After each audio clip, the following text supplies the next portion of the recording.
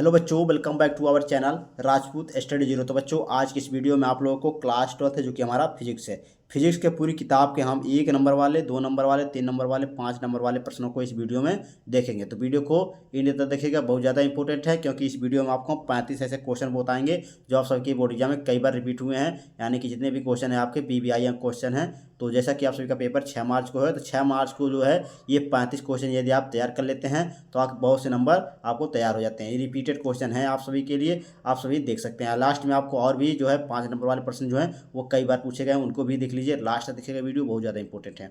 Channel पर नया हो चैनल को सब्सक्राइब कर लीजिएगा, नोटिफिकेशन ऑन कर लीजिएगा। तो देखिए, पहला हमारा क्वेश्चन है, गॉस की प्रमेय को लिखिए। बहुत ही इंपॉर्टेंट है, गॉस की प्रमेय को लिखना है। तो देखिए, ये आपके पूरे एग्जाम में 2 नंबर में, 3 नंबर में क्वेश्चन पूछता है। तो देखिए उत्तर हो जाएगा, गॉस की प्रमेय के अनुसार किसी बंद पृष्ठ से गुजरने वाला कुल वैद्युत फ्लक्स उस पृष्ठ पर लगे कुल आवेश का 1/ε0 गुना होता है। यानी कि कोई बंद पृष्ठ है, उससे गुजरने वाला जो वैद्युत फ्लक्स है फाई ई, उस पर पृष्ठ जो लगे कुल आवेश, यानी कि आपका ये क्यू का क्या होता है, 1/ε0 गुना होता है। यानी कि 1/ε0 और गुणे में आपका क्यू अपान में ये फाई ई बराबर हो जाएगा इसका फार्मूला, क्यू अपान में ε0। ये इसका फार्मूला हो जाएगा, किसका, गॉस प्रमेय का। तो गॉस प्रमेय का फार्मूला इसको नोट्स कर लीजिएगा। उसके बाद हम देखेंगे दूसरा नंबर क्वेश्चन। दूसरा नंबर क्वेश्चन आपके बोर्ड एग्जाम में 1 नंबर में ये क्वेश्चन पूछता है, बहुत ज़्यादा इंपॉर्टेंट है। देख लीजिए क्या है, एक समान वैद्युत क्षेत्र में रखे द्विध्रुव पर लगने वाला बल आघूर्ण बैंक का व्यंजक सूत्र लिखिए। यानी व्यंजक लिखना है, व्यंजक सूत्र। तो देखिए, आपका व्यंजक सूत्र होता क्या है, एक समान वैद्युत क्षेत्र में जो रखा द्विध्रुव पर लगने वाले बल आघूर्ण को किससे हम दर्शाते हैं, टाउ से। तो टाउ बराबर होता है PE sin थीटा। क्या, PE sin थीटा। जहाँ पर आपका देखिए टाउ क्या, हमारा ये टाउ टी की तरह रहता है, यहाँ पर मुड़ा रहता है। तो ये टाउ बराबर हो जाएगा बलाघूर्ण। क्या, टी जहाँ हमारा है बलाघूर्ण, और पी हमारा क्या है, वैद्युत द्विध्रुव आघूर्ण है, और ये हमारा क्या, वैद्युत क्षेत्र है। तो इसको नोट्स कर लिए। दूसरा नंबर क्वेश्चन बहुत ज़्यादा इंपॉर्टेंट है। चलिए तीसरा क्वेश्चन देखते हैं। तीसरा क्वेश्चन बहुत ज़्यादा इंपॉर्टेंट है, रिपीटेड क्वेश्चन है, 1 नंबर में क्वेश्चन पूछता है। क्वेश्चन है, धातु के किसी तार की लंबाई खींचकर 2 गुनी कर दी जाए तो लंबाई का जो तार का नया प्रतिरोध होगा कितना होगा। तो देखिए, आपका उत्तर हो जाएगा, नया प्रतिरोध 4 गुना हो जाएगा। कितना हो जाएगा, 4 गुना हो जाएगा, क्योंकि नया प्रतिरोध बराबर होता है n स्क्वायर गुणे पुराना। तो n स्क्वायर यानी कि इसका दुगुना है, 2 गुना, यानी कि 2 का स्क्वायर, यानी 2 का स्क्वायर होगा कितना, 4 हो जाएगा। लंबाई कितनी दी है, 2 है, तो 2 गुना हो जाएगा, 2 का पावर है 2, तो 2 गुना 4, ये आपका हो जाएगा नया प्रतिरोध जो होगा 4 गुना होगा। तो ये फार्मूला है नया प्रतिरोध का, इसको आप नोट्स कर लीजिए। फार्मूला जो है आपको जो है न्यूमेरिकल में काम आएगा। उसके बाद चलिए क्वेश्चन नंबर चौथे को देखते हैं हम। तो क्वेश्चन नंबर चौथा देखिए, बहुत ज़्यादा इंपॉर्टेंट है, रिपीटेड क्वेश्चन है, ये हर साल पूछता है, इस पर एक क्वेश्चन जरूर पूछेगा। तो क्वेश्चन हमारा, एक कूलाम में कितने इलेक्ट्रॉन होते हैं। क्या, एक कूलाम में कितने इलेक्ट्रॉन होते हैं। तो देखिए, आपका कूलाम दिया है कितना, यानी कि आवेश दिया है Q बराबर 1 कूलाम, और यह नाम हमें कितने, यानी कि संख्या हमको ज्ञात करनी है किसकी, इलेक्ट्रॉनों की। उसके बाद हमारे एक इलेक्ट्रॉन में कितना है जो है कूलाम होता है, तो 1.6 × 10 के पावर में -19 कूलाम होता है। और देखिए, आपका ये फार्मूला होता है क्वांटीकरण का, और ये क्वांटीकरण का फार्मूला क्या होता है, Q बराबर, यानी ये फार्मूला होता है जो आवेश का क्वांटीकरण होता है, उसका फार्मूला होता है Q बराबर, यानी इस फार्मूले से हम इसको निकालते हैं। तो देखिए, हमको निकालना है n। तो यहाँ पर E जो है इलेक्ट्रॉन, ये गुने में इधर आएगा आपका बटे में हो जाता है, n बराबर हो जाएगा हमारा Q अपान में, ये फार्मूला बन जाएगा। तो ये यहाँ हमको निकालना है। तो ये Q यानी कि आवेश हमारा कितना दिया, 1 दिया, 1 कूलाम, और हमारा इलेक्ट्रॉन कितना दिया है, 1.6 × 10 के पावर में -19 कूलाम। तो 1.6 × 10 के पावर में 19 कूलाम। जब इसमें से हम देखिए 1.6 को 1 में भाग देंगे तो हमारा आएगा 0.625, और ये आपका देखिए 10 के पावर में -19 है, ऊपर जाएगा आपके ये माइनस वाला हट जाएगा, प्लस में हो जाएगा, तो हो जाएगा 10 के पावर में 19। उसके बाद देखिए, अब जो है हमारा यहाँ पर देखिए 0.625 है, तो हम देखिए ये दशमलव जो है 0 के बाद है, उसको हम 6 के बाद लगा देंगे, यानी कि हो जाएगा 6.25। जब यहाँ पर दशमलव लगाएंगे तो इसमें से देखिए 1 कम हो जाएगा, यानी कि जो 19 है यहाँ पर 18 हो जाएगा। तो ये हमारा निकल कर आ जाएगा इलेक्ट्रॉन कितना, 6.25 × 10 के पावर में 18 इलेक्ट्रॉन। तो इसको नोट्स कर लीजिए। क्वेश्चन नंबर चौथा बहुत ज़्यादा इंपॉर्टेंट है, एक क्वेश्चन जरूर पूछेगा आपकी बोर्ड एग्जाम में। अगला क्वेश्चन है हमारा 5वां नंबर क्वेश्चन।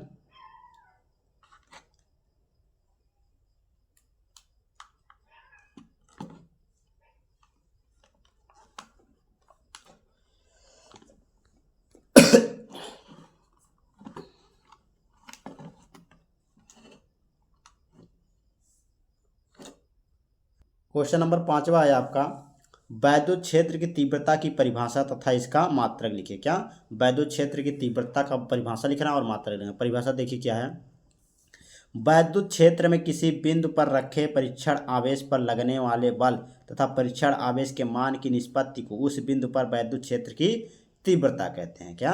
वैद्युत क्षेत्र में किसी बिंदु पर रखे परीक्षण आवेश पर लगने वाले बल तथा परीक्षण आवेश के मान की निष्पत्ति को उस बिंदु पर क्या कहते हैं? वैद्युत क्षेत्र की तीव्रता। ये परिभाषा लिख लीजिएगा। इसका फार्मूला हो जाएगा ई बराबर ई एफ अपान में क्यू नॉट। क्या? ई बराबर एफ अपान में क्यू नॉट। यहाँ पर एफ, इसका हम मात्रक कैसे निकालेंगे? देखिए, एफ यानी बल का मात्रक न्यूटन होता है, क्यू आवेश का मात्रक कूलाम होता है, न्यूटन प्रति कूलाम इसका मात्रक होता है। तो इसको नोट कर लीजिए। क्वेश्चन नंबर 5 बहुत ज़्यादा इंपॉर्टेंट है। क्वेश्चन नंबर 6वां देखते हैं। क्वेश्चन नंबर 6वां भी वेरी इंपॉर्टेंट है। देखिए, क्वेश्चन है समविभव पृष्ठ से क्या तात्पर्य है? क्या? समविभव पृष्ठ से क्या तात्पर्य है? तो उत्तर हो जाएगा किसी वैद्युत क्षेत्र में खींचा गया हुआ पृष्ठ जिस पर स्थित सभी बिंदुओं पर वैद्युत विभव बराबर हो समविभव पृष्ठ कहलाता है। क्या? किसी वैद्युत क्षेत्र में खींचा गया हुआ पृष्ठ जिस पर स्थित सभी बिंदुओं पर वैद्युत विभव जो है बराबर हो समविभव पृष्ठ कहलाता है। तो इसको नोट्स कर लीजिए। क्वेश्चन नंबर 6 बहुत ज़्यादा इंपॉर्टेंट है। 7वां क्वेश्चन देखेंगे, बहुत ज़्यादा इंपॉर्टेंट है 7वां क्वेश्चन भी। तो 7वें नंबर क्वेश्चन में देखिए क्या है। क्वेश्चन नंबर 7वां है संधारित्र की धारिता की परिभाषा लिखिए। क्या? संधारित्र की धारिता का परिभाषा लिखना बहुत ज़्यादा इंपॉर्टेंट है। देखिए, उत्तर हो जाएगा किसी संधारित्र की धारिता उसकी एक प्लेट को दिए गए आवेश तथा दोनों प्लेटों के बीच उत्पन्न विभवांतर के अनुपात के बराबर होता है। क्या? कोई संधारित्र है, संधारित्र की धारिता उसका एक प्लेट को दिए गए जो आवेश यानी क्यू, दोनों प्लेटों के बीच जो उत्पन्न होता है विभवांतर यानी बी, उनके दोनों के अनुपात के बराबर होता है, यानी क्यू और बटे बी, यानी क्यू बटे बी के बराबर होता है क्या? संधारित्र की धारिता। इतना समझ लीजिए। उसके बाद चलिए क्वेश्चन नंबर 8वां देखते हैं। क्वेश्चन नंबर 8वां है, न्यूमेरिकल है, 1 नंबर में पूछे गए क्वेश्चन। देखिए दिया है 1 किलोवाट के विद्युत बल्ब में 1 मिनट में कितना ऊर्जा व्यय होगी? क्या? कितना ऊर्जा व्यय होगी? यानी व्यय ऊर्जा यूनिट बराबर होता है आपका फार्मूला वाट गुणे घंटा गुणे दिन गुणे 1000। तो हमारा वाट कितना दिया है? 1 किलोवाट, यानी कि 1000 वाट। 1 किलोवाट में कितने वाट होते हैं? ये कितने वाट होते हैं? 1000 वाट।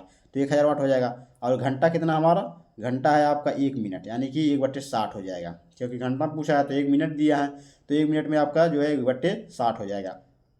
उसके बाद आप देखिए दिन हमारा कितना 1 दिन दिया है, और हमारा जो 1000 है नीचे 1000। अब 1000 से कैंसिल हो जाएगा, तो यहाँ पर बचेगा 1/60, तो हमारा 1/60 ही यूनिट आएगा। इतना आपका आंसर हो जाएगा। तो इस तरह आपको इस क्वेश्चन को सॉल्व करना है। क्वेश्चन नंबर 9 देखिए, बहुत ज़्यादा इंपॉर्टेंट है। क्वेश्चन नंबर 9, क्वेश्चन नंबर 9 में है चुंबकीय फ्लक्स से आप क्या समझते हैं? क्या? चुंबकीय फ्लक्स से आप क्या समझते हैं? उत्तर हो जाएगा एक समान चुंबकीय क्षेत्र में स्थित किसी पृष्ठ से लंबवत गुजरने वाले चुंबकीय बल रेखाओं की कुल संख्या को उस पृष्ठ से बद्ध चुंबकीय फ्लक्स कहते हैं। इसे हम क्या करते हैं? फाई ई से दर्शाते हैं। किसे? जो चुंबकीय फ्लक्स है। तो इसको नोट से लीजिए। क्वेश्चन नंबर जो है 9 बहुत इंपॉर्टेंट है।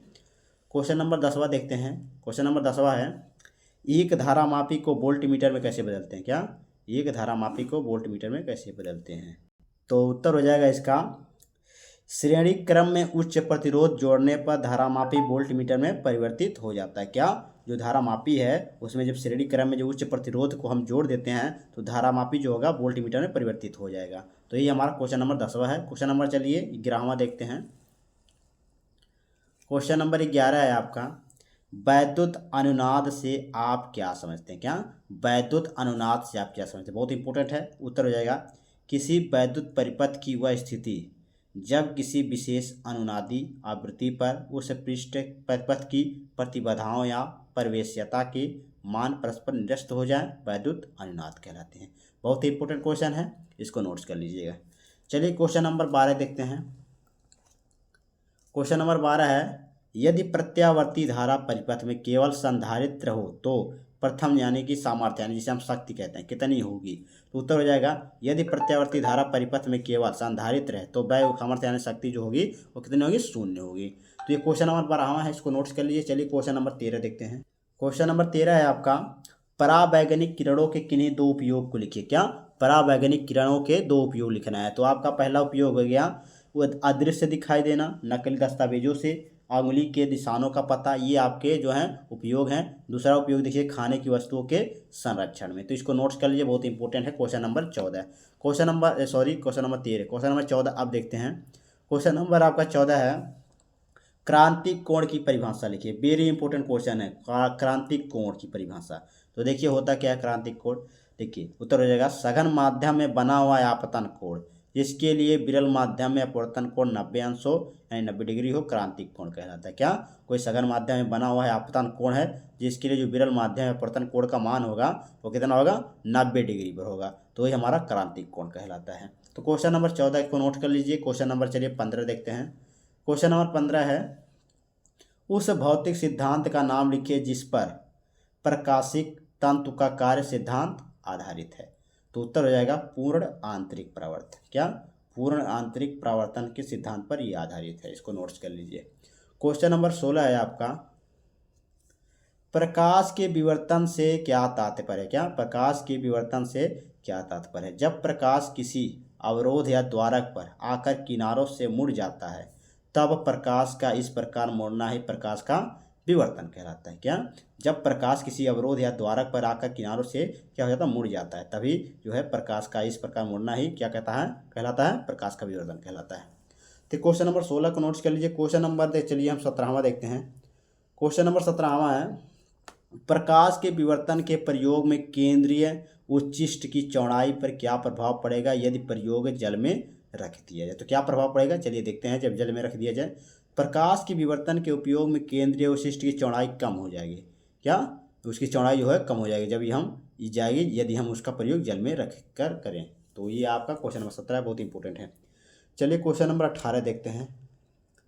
क्वेश्चन नंबर 18 है आपका, डी ब्रागली तरंगदैर्ध्य का सूत्र लिखिए। क्या? डी ब्रागली तरंगदैर्ध्य का सूत्र लिखना है।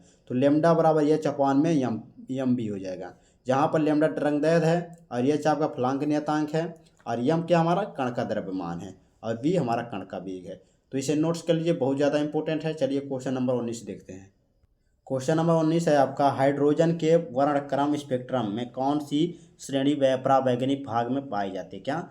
जो हाइड्रोजन के वर्णक्रम स्पेक्ट्रम है उसमें कौन सी श्रेणी वैंगनी जो है परावैंगनी है भाग में कौन सी भाग पाई जाती है? तो हाइड्रोजन के वर्णक्रम स्पेक्ट्रम में जो है परावैंगनी भाग में लाइमन श्रेणी पाई जाती है। कौन सी श्रेणी?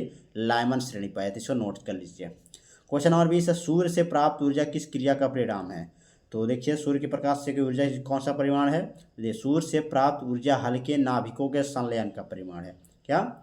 जो आपका सूर्य से प्राप्त होता है ऊर्जा उसके हल्के नाभिकों के जो संलयन है का उसका परिणाम है। तो इसको नोट्स कर लीजिए। क्वेश्चन नंबर चलिए 21 देखते हैं। क्वेश्चन नंबर 21 है आपका, नाभिकीय श्रृंखला क्रिया में क्रांतिक द्रव्यमान से क्या अभिप्राय है? क्या? जो नाभिकीय श्रृंखला है उसमें क्रिया जो क्रांतिक कोण द्रव्यमान से क्या अभिप्राय है बताना है आपको। देखिए उत्तर हो जाएगा, नाभिकीय विखंडन की श्रृंखला अभिक्रिया चालू रखने के लिए विखंडनीय पदार्थ का द्रव्यमान सदैव एक निश्चित द्रव्यमान से अधिक होना चाहिए। इस निश्चित द्रव्यमान को ही क्रांतिक द्रव्यमान कहते हैं। बहुत ही इंपॉर्टेंट है, इसे नोट कर लीजिएगा। क्वेश्चन नंबर हम 22 देखेंगे। क्वेश्चन नंबर 22 है आपका, ऊर्जा बैंड किसे कहते हैं? क्या? ऊर्जा बैंड किसे कहते हैं? बहुत इंपॉर्टेंट है।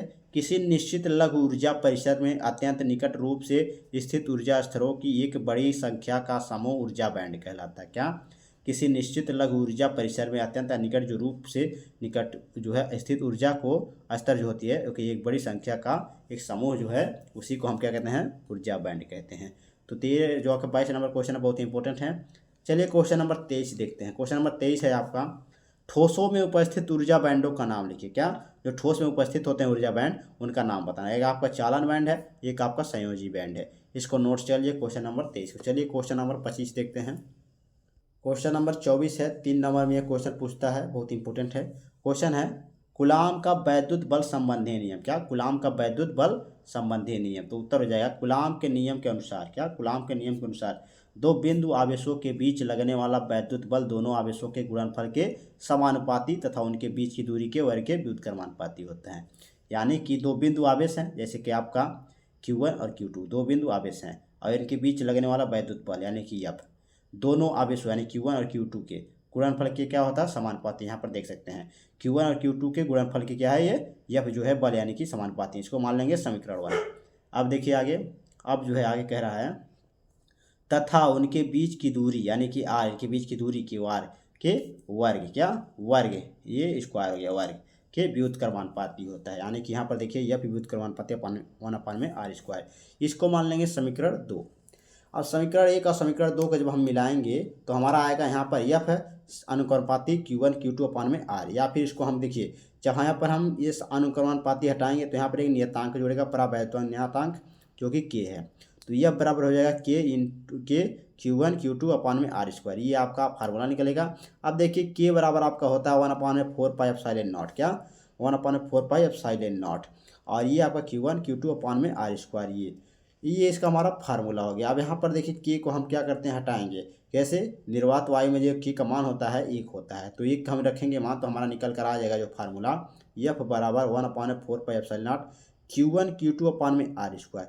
अब यहाँ पर देखिए 1/4πε0 है, तो इसका मान होता है यहाँ पर 1/4πε0 का मान होता है 9 × 10⁹ न्यूटन मीटर स्क्वायर प्रति कूलम स्क्वायर, ये इसका जो है मान होता है। तो ये क्वेश्चन नंबर आपका था 24। चलिए 25 देखते हैं।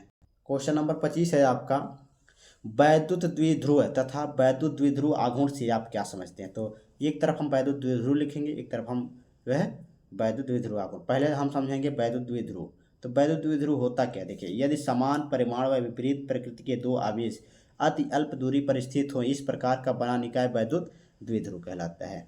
क्या, देखिए, यदि समान परिमाण, यानी समान परिमाण का मतलब समझिए क्यू आपका ये समान परिमाण है, लेकिन विपरीत प्रकृति की, विपरीत प्रकृति यानी कि ये माइनस में है, ये आपका प्लस में, यानी कि ये ऋणात्मक, ये धनात्मक, तो ये आपका जो है इसकी प्रकृति जो है वह है विपरीत है, यानी अलग अलग है। दोनों आवेश जो है अति अल्प दूरी पर, यानी 2L, यानी कि अति अल्प दूरी पर क्या है, स्थित है। इस प्रकार का जो बना निकाय है वही हमारा क्या कहता है, वैद्युत द्विध्रुव कहलाता है।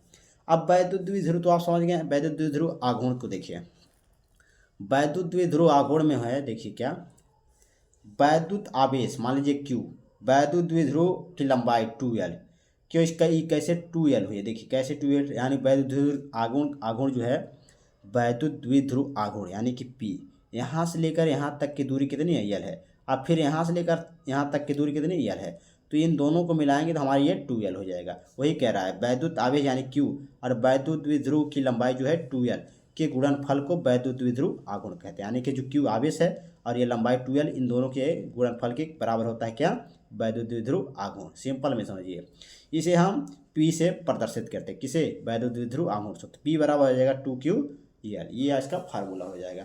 तो ये क्वेश्चन नंबर आपका था 25, बहुत ही इंपॉर्टेंट। चलिए क्वेश्चन नंबर हम देखते हैं 26 को। क्वेश्चन नंबर 26 है आपका, बहुत ही इंपॉर्टेंट है। इसको मैंने बताया, इसको एक बार चलिए रिपीट कर देते हैं फिर से। क्वेश्चन नंबर 26 है, वैद्युत क्षेत्र की तीव्रता की परिभाषा, मात्रक व विमा लिखिए। बहुत इंपॉर्टेंट है। परिभाषा देखिए, वैद्युत क्षेत्र में किसी बिंदु पर रखे धन परीक्षण आवेश पर लगने वाले बल की तीव्रता को वैद्युत क्षेत्र की तीव्रता कहते हैं। यानी कि E बराबर F अपान में Q, E बराबर F अपान में Q0, ये इसका फार्मूला है। मात्रक देखिए, बल का मात्रक न्यूटन, आवेश का मात्रक कूलम, न्यूटन प्रति कूलम इसका मात्रक हो जाएगा। बीमा नोट्स कर लीजिएगा, बीमा है ML T पे -3 A पे -1, और राशि का होती है सदिश राशि। तो इस तरह आपको नोट्स कर लेना है। चलिए अब देखते हैं 27 नंबर क्वेश्चन को, ये 26 नंबर क्वेश्चन को सही नोट कर लीजिए। इसका PDF चाहिए तो कमेंट कीजिएगा, आपको टेलीग्राम चैनल पर इसका PDF मिल जाएगा इन सबका। क्वेश्चन नंबर 27 है आपका, आवेश का पृष्ठ घनत्व किसे कहते हैं। क्या, आवेश का पृष्ठ घनत्व किसे कहते हैं। किसी चालक चादर के प्रति एकांक क्षेत्रफल पर उपस्थित आवेश की मात्रा को आवेश का पृष्ठ घनत्व कहते हैं। इसे हम क्या, सिग्मा से प्रदर्शित करते हैं। किसे, जो आवेश का पृष्ठ घनत्व, इसे हम सिग्मा से प्रदर्शित करते हैं। तो सिग्मा बराबर हो जाएगा Q अपान में A। तो Q अपान में A, यानी कि आवेश का मात्रा जो होता है कूलम होगा, और एरिया यानी क्षेत्रफल का मात्रा मीटर स्क्वायर, तो इसका मात्रा हो जाएगा कूलम प्रति मीटर स्क्वायर हो जाएगा। 27 नंबर क्वेश्चन को नोट्स कर लीजिए। चलिए देखते हैं क्वेश्चन नंबर 28 को। क्वेश्चन नंबर 28 है आपका, रेखीय आवेश घनत्व। क्या, रेखीय आवेश घनत्व से आप क्या समझते हैं, बहुत इंपॉर्टेंट है। उत्तर हो जाएगा, किसी तार के प्रति एकांक लंबाई पर वितरित आवेश की मात्रा को रेखीय आवेश घनत्व कहते हैं। यानी लैम्डा बराबर Q अपान में L, इसका फार्मूला हो जाएगा। और इसका देखिए आपका जो मात्रक होगा कूलम प्रति मीटर, इसका मात्रक होगा, इसको नोट्स कर लीजिएगा। चलिए अब देखते हैं क्वेश्चन नंबर 29 को। क्वेश्चन नंबर 29 है आपका, बहुत ज़्यादा इंपॉर्टेंट है। क्वेश्चन नंबर 29 है, समविभव पृष्ठ की परिभाषा व विशेषताएं लिखिए। क्या, समविभव पृष्ठ की परिभाषा लिखना है, विशेषता भी लिखना है। तो उत्तर हो जाएगा, किसी वैद्युत क्षेत्र में स्थित वह पृष्ठ जिसके प्रत्येक बिंदु पर विभव क्या होता है, समान होता है, उसे समविभव पृष्ठ कहते हैं। क्या, कोई वैद्युत क्षेत्र है उसमें स्थित वह पृष्ठ जिसके प्रत्येक बिंदु जो है विभव होते हैं वह समान होना चाहिए, वही को हम क्या कहते हैं, समविभव पृष्ठ कहते हैं। जैसे विशेषता आप लिख लीजिए। विशेषता में आपका पहला है, समविभव पृष्ठ वैद्युत क्षेत्र में वैद्युत क्षेत्र के लंबवत होते हैं। क्या, जो समविभव पृष्ठ हैं वो वैद्युत क्षेत्र क्या होते हैं, लंबवत होते हैं। दूसरा नंबर है आपका विशेषता, दो समविभव पृष्ठ एक दूसरे को नहीं काटते हैं। यहाँ जो समविभव हैं एक दूसरे को नहीं काटते हैं, इसको नोट्स कर लीजिए। चलिए क्वेश्चन नंबर 30 देखते हैं। क्वेश्चन नंबर 30 है आपका, परावैद्युत पदार्थ क्या है। क्या, परावैद्युत पदार्थ क्या है। तो उत्तर हो जाएगा, ऐसे पदार्थ जो अपने में से विद्युत धारा को प्रवाहित नहीं होने देते लेकिन विद्युत प्रवाह दर्शाते हैं, परावैद्युत पदार्थ कहलाते हैं। यानी कि ऐसे पदार्थ जो अपने में से क्या विद्युत धारा प्रवाहित नहीं होने देते लेकिन वह क्या करते हैं, विद्युत प्रभाव दर्शाते हैं, उसी को हम परावैद्युत पदार्थ कहते हैं। जैसे तेल हो गया, कागज हो गई, कांच हो गया आदि, ये आप सबके उदाहरण हैं। तो इसको नोट्स कर लीजिए। क्वेश्चन नंबर 30 को बहुत ज़्यादा इंपॉर्टेंट है। चलिए 31 नंबर क्वेश्चन देखते हैं। 31वां क्वेश्चन है आपका, वैद्युत फ्लक्स की परिभाषा तथा मात्रक लिखिए। क्या, वैद्युत फ्लक्स की परिभाषा लिखना और मात्रक लिखना है, तो बहुत इंपॉर्टेंट है। तो देखिए, वैद्युत क्षेत्र में स्थित किसी काल्पनिक पृष्ठ के क्षेत्रफल से अभिलंबवत दिशा में गुजरने वाली वैद्युत बल रेखाओं की संख्या की माप को ही वैद्युत फ्लक्स कहते हैं। इसे हम फाई ई से दर्शाते हैं। तो फाई ई बराबर होता है ई ए, इसका फार्मूला है। मात्रक लिख लीजिए, न्यूटन मीटर स्क्वायर प्रति कूलम, या फिर इसको हम एक और नाम से जानते हैं वोल्टमीटर। इसका एक मात्रक और होता है वोल्टमीटर। इसको नोट्स कर लीजिए, बहुत इंपॉर्टेंट है। चलिए देखते हैं क्वेश्चन नंबर 32 को। क्वेश्चन नंबर 32 है आपका, बहुत इंपॉर्टेंट है, अंतर है। क्वेश्चन है, ऊंचाई तथा अपचाई ट्रांसफार्मर में अंतर लिखिए। क्या, जो है ऊंचाई और अपचाई ट्रांसफार्मर में अंतर बताना है आपको। देखिए, एक तरफ लिखेंगे ऊंचाई ट्रांसफार्मर, एक तरफ लिखेंगे अपचाई ट्रांसफार्मर। ऊंचाई ट्रांसफार्मर में पहला लिखेंगे, तो पहला अंतर देखिए, पहला अंतर है यह निम्न वोल्टता को उच्च वोल्टता में बदलता है। कौन, जो ऊंचाई ट्रांसफार्मर है निम्न वोल्टता यानी कि लो वोल्टेज से हाई वोल्टेज में ये बदलता है, ऊंचाई ट्रांसफार्मर है। और जो अपचाई ट्रांसफार्मर है इसमें क्या है, यह इसमें पहला है यह उच्च वोल्टता को निम्न वोल्टता में बदलता है, यानी कि ये हाई वोल्टेज से जो है लो वोल्टेज में बदल देता है, अपचाई ट्रांसफार्मर। उसके बाद ऊंचाई ट्रांसफार्मर दूसरा देखिए, इसमें प्राथमिक कुंडली में फेरों की संख्या द्वितीय कुंडली में फेरों की संख्या के कम होती है। क्या, जो प्राथमिक कुंडली होती है उसके फेरों की संख्या और जो द्वितीय कुंडली है उसकी फेरों की संख्या से कम होती है। कौन, द्वितीय कुंडली जो है उससे, यानी द्वितीय कुंडली से जो है प्राथमिक कुंडली क्या होती है, कम होती है। इसमें देखिए अपचाई ट्रांसफार्मर में दूसरा, इसमें प्राथमिक कुंडली में फेरों की संख्या तथा द्वितीय कुंडली के फेरों की संख्या से अधिक होती है, ये अंतर है। तीसरा देखिए अंतर ऊंचाई ट्रांसफार्मर में, इसमें प्राथमिक कुंडली की जो वोल्टता है द्वितीय कुंडली की वोल्टता से क्या होती है, कम होती है। और इसमें जो है प्राथमिक कुंडली की वोल्टता होती है द्वितीय कुंडली से वोल्टता से अधिक होती है। तो ये है अपचाई और ऊंचाई ट्रांसफार्मर में अंतर। इसको नोट्स कर लीजिए, बहुत ज़्यादा इम्पोर्टेंट है। अब चलिए हम देखते हैं क्वेश्चन नंबर जो कि 33 को। क्वेश्चन नंबर 33 आपका, ट्रांसफार्मर किसे कहते हैं। क्या, ट्रांसफार्मर किसे कहते हैं, ट्रांसफार्मर का चित्र बनाकर उसके सिद्धांतों को समझाइए। ट्रांसफार्मर कितने प्रकार का होता है। तो चलिए उत्तर देखते हैं, ट्रांसफार्मर होता क्या है। तो उत्तर हो जाएगा, ट्रांसफार्मर वैद्युत का एक ऐसा साधन है जिसके द्वारा प्रत्यावर्ती वोल्टता को कम या ज़्यादा किया जा सकता है। जैसा कि ट्रांसफार्मर एक है वैद्युत का एक ऐसा साधन है। क्या, जो ट्रांसफार्मर है वैद्युत का एक ऐसा साधन है जिसके द्वारा हम क्या करते हैं, प्रत्यावर्ती जो वोल्टता है उसको हम क्या करते हैं, कम या और ज़्यादा कर सकते हैं, जिसके माध्यम से, ट्रांसफार्मर के माध्यम से। तो अगला हमारा है सिद्धांत। तो सिद्धांत में देखिए क्या है, सिद्धांत में लिखेंगे वह अन्योन प्रेरण के सिद्धांत पर कार्य कर सकता है। यह प्रत्यावर्ती धारा के साथ ही कार्य कर सकता है, डिश धारा के साथ कार्य नहीं करता। यानी कि जो आपका ये प्रत्यावर्ती धारा है इसी के साथ ये कार्य कर सकता है, डिश धारा के यानी डीसी करंट के साथ नहीं, एसी करंट के साथ ये काम करता है। कौन, ट्रांसफार्मर है। तो यही आपका है सिद्धांत में। देखिए ये प्राथमिक कुंडली है, ये हमारी प्राथमिक कुंडली, ये द्वितीय कुंडली है। इस तरह आपको ट्रांसफार्मर का चित्र बनाना है। तो अब देखिए हम चलिए देखते हैं ट्रांसफार्मर के प्रकार। तो ट्रांसफार्मर के दो प्रकार हैं, ऊंचाई ट्रांसफार्मर, अपचाई ट्रांसफार्मर। तो ऊंचाई ट्रांसफार्मर होता क्या है, देखिए ऊंचाई ट्रांसफार्मर क्या होता है, ये निम्न प्रत्यावर्ती वोल्टेज को उच्च प्रत्यावर्ती वोल्टेज में बदलता है। यानी कि यह जो है लो वोल्टेज से हाई वोल्टेज में ये बदल देता है, यानी कि NS यानी कि NP। तो ये अब देखिए अपचाई ट्रांसफार्मर में क्या है, ये उच्च प्रत्यावर्ती वोल्टेज को निम्न प्रत्यावर्ती वोल्टेज में बदलता है।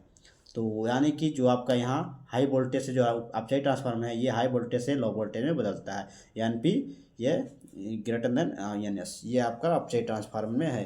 तो इसको नोट्स कर लीजिए। क्वेश्चन नंबर आपका 33 है। चलिए क्वेश्चन नंबर हम देखते हैं 34 को। क्वेश्चन नंबर 34 है आपका, बहुत इंपॉर्टेंट है। क्वेश्चन नंबर 34 में है, नाभिकीय विखंडन और संलयन में अंतर स्पष्ट कीजिए। क्या? नाभिकीय विखंडन और नाभिकीय संलयन में अंतर बताना है आपको। एक तरफ लिखेंगे नाभिकीय विखंडन, एक तरफ लिखेंगे नाभिकीय संलयन। नाभिकीय विखंडन में पहला लिखेंगे, ये देखिए, यह क्रिया भारी नाभिकों में होती है। कौन सी क्रिया? नाभिकीय विखंडन में जो क्रिया होती है वो भारी नाभिकों में होती है। संलयन में क्या है? जो संलयन की क्रिया होती है हल्के नाभिकों में होती है। नाभिकीय विखंडन में हम देखेंगे दूसरा, यह क्रिया है साधारण ताप पर संभव है। नाभिकीय विखंडन की जो क्रिया होती है वह साधारण ताप पर संभव है, लेकिन इसमें नाभिकीय संलयन में क्या है, इसकी जो क्रिया है साधारण ताप पर संभव नहीं है। नाभिकीय विखंडन में तीसरा देखेंगे, इस क्रिया में उत्पन्न ऊर्जा प्रतिशत कम है। क्या? इस क्रिया में जो है, जो इसकी क्रिया होती है नाभिकीय विखंडन क्रिया, उसमें जो उत्पन्न ऊर्जा प्रतिशत है वह कम होती है। लेकिन संलयन में जो है, जो संलयन नाभिकीय संलयन में जो क्रिया में उत्पन्न जो ऊर्जा प्रतिशत होती है वह अधिक होती है। चौथा देखेंगे, नाभिकीय विखंडन में ये इस क्रिया को नियंत्रित किया जाता है। क्या? जो नाभिकीय विखंडन है इसमें जो है इस क्रिया को नियंत्रित किया जा सकता है, लेकिन नाभिकीय संलयन में जो है इस क्रिया को नियंत्रित नहीं किया जा सकता है। जो नाभिकीय संलयन है इसकी क्रिया को नियंत्रित नहीं किया जा सकता है। तो ये आपका है जो नाभिकीय विखंडन और नाभिकीय संलयन में अंतर, बहुत इंपॉर्टेंट अंतर है आपके बोर्ड एग्जाम के लिए। तो चलिए अब देखते हैं लास्ट क्वेश्चन, जो कि 35वां क्वेश्चन, उसे देख लेते हैं। 35वां क्वेश्चन है आपका, बहुत ही इंपॉर्टेंट है, न्यूमेरिकल है, बोर्ड एग्जाम में कई बार रिपीट हुआ है। देखिए क्वेश्चन है, एक वैद्युत द्विध्रुव 10/5 न्यूटन प्रति कूलाम के एक वैद्युत क्षेत्र में 30 अंश के कोण पर रखा गया, उस पर 6 × 10⁻24 न्यूटन मीटर का बल आघूर्ण लग रहा है, तो वैद्युत द्विध्रुव आघूर्ण की गणना करना है। तो देखिए वैद्युत बल जो है, बल आघूर्ण वाला जो है आपका फार्मूला लगेगा। तो चलिए सॉल्व करते हैं। वैद्युत द्विध्रुव यानी कि आपका जो है वैद्युत द्विध्रुव इतने पर इतने वैद्युत क्षेत्र की तीव्रता में, यानी वैद्युत क्षेत्र की तीव्रता जो है E बराबर 10/5 न्यूटन प्रति कूलाम दिया है। और देखिए मैं 30 अंश के कोण, यानी थीटा बराबर दिया 30 अंश, और देखिए हमारा दिया है उस पर 6 × 10⁻24 न्यूटन मीटर का बल आघूर्ण लग रहा है, यानी बल आघूर्ण यानी टाउ बराबर 6 × 10⁻24 न्यूटन मीटर, ये हमारा बल आघूर्ण लग रहा है। और आपको याद करना है, तो वैद्युत द्विध्रुव आघूर्ण की गणना कीजिए, यानी कि टाउ बराबर है आपका P बराबर आपको याद करना है वैद्युत द्विध्रुव आघूर्ण। तो टाउ बराबर होता है बल आघूर्ण की जो फार्मूला होता है टाउ बराबर PE sin थीटा, हमको याद करना है P। तो देखिए ये आपका E sin थीटा जो है यहाँ पर गुणे में, इधर आएगा बट्टे हो जाएगा, तो हमारा P बराबर यहाँ पर हो जाएगा टाउ बराबर E sin थीटा। क्या? E sin theta. अब आगे इसको सॉल्व करते हैं। अब देखिए, अब P बराबर हो जाएगा, टाउ हमारा कितना दिया है 6 × 10⁻24, तो यहाँ पर हो जाएगा 6 × 10⁻24। और आपका देखिए यहाँ पास E हमारा वैद्युत क्षेत्र कितना दिया है 10/5, तो यहाँ पर इसके स्थान पर 10/5 हो जाएगा। साइन है, साइन लगाइए, थीटा हमारा 30 अंश, तो यहाँ पर 30 अंश हो जाएगा। उसके बाद आगे देखिए, अब जो है हमारा यहाँ पर ये 6 × 10⁻24, यहाँ पर देखिए 10/5 है, प्लस में ऊपर जाएगा आपका, ये माइनस में 10/-5 हो गया ऊपर। अब देखिए ये आपका साइन 30 अंश, तो साइन 30 अंश का मान कितना होता है, तो 1/2। आप सभी क्लास 10th में पढ़े होंगे मैथ में, त्रिकोणमिति में, तो उसी का है, आप सभी को पता होगा साइन 30 अंश का मान तो 1/2 होता है, इसको नोट्स कर लीजिएगा। P बराबर आपका हो जाएगा, ये देखिए 6, और ये गुणे में आपका ये ऊपर चला जाएगा 2 ऊपर चला जाएगा, यहाँ गुणे में 2 हो जाएगा। अभी देखिए -24 ये -5, तो माइनस का ये 29 हो जाएगा।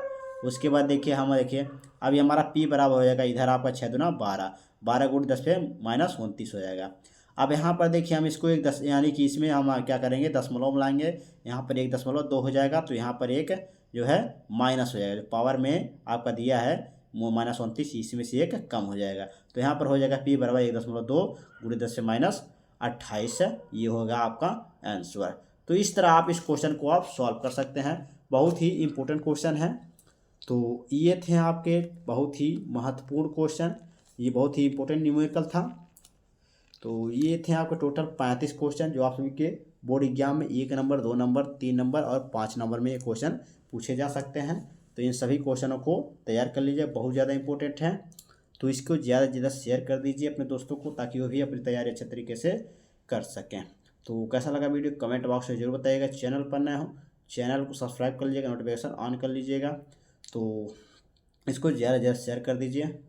आपको और किसी भी सब्जेक्ट में किसी भी वीडियो पर आपको बनवाना हो, आपका जो है किसी भी सब्जेक्ट में कमज़ोर हैं आप, तो उस पर वीडियो बनवा सकते हैं, कमेंट कीजिए, उस पर वीडियो बनाया जाएगा। अगर आप सभी को कोई सब्जेक्ट नहीं समझ में आ रहा तब भी आप कमेंट कर सकते हैं। किसी भी सब्जेक्ट में दिक्कत हो तो आप कमेंट कीजिएगा, उस पर वीडियो बनाया जाएगा। तो आई होप आप सभी को ये सभी क्वेश्चन समझ में आ गए होंगे, इसको नोट्स कर लीजिएगा। अगर आप सभी को समझ में आया हो तो लाइक शेयर कमेंट जरूर कीजिएगा। चैनल पर नया हो चैनल को सब्सक्राइब कर लीजिएगा, नोटिफिकेशन ऑन कर लीजिएगा। तो चलिए मिलते हैं आप सबसे नेक्स्ट वीडियो में इसी तरह की वीडियो के साथ। Take care, bye bye, take care, love you.